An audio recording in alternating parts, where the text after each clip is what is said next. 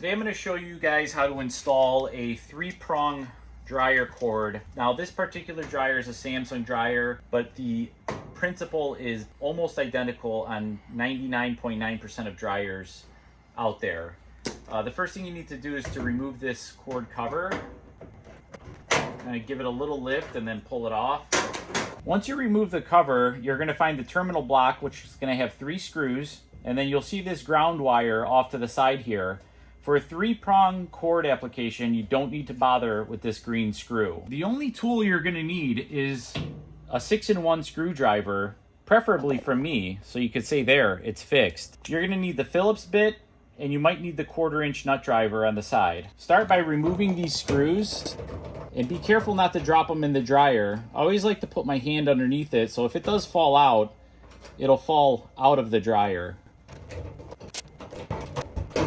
You could also rub a magnet on the tip of your screwdriver to magnetize it. Now, the only important thing to know when you're installing this cord is that you see that this cord is pretty flat. The left side is a hot, the middle is always your neutral, and the right side is always a hot. It doesn't matter if you have the hots backwards, but it is imperative that you get the middle wire into the middle terminal of the dryer. Now what you want to do is you want to fish it through this hole and then bring the terminals up and kind of set them in their place.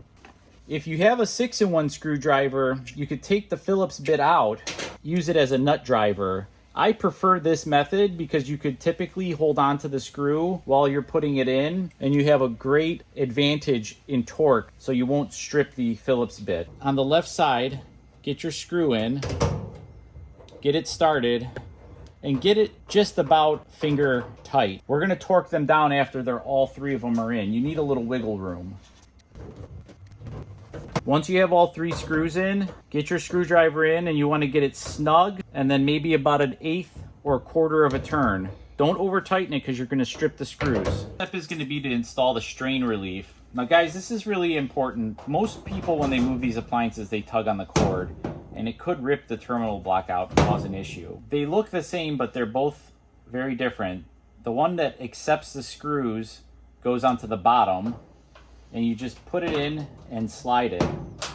And then the top one, you're just gonna hook it in and then just kind of squeeze them together a little bit.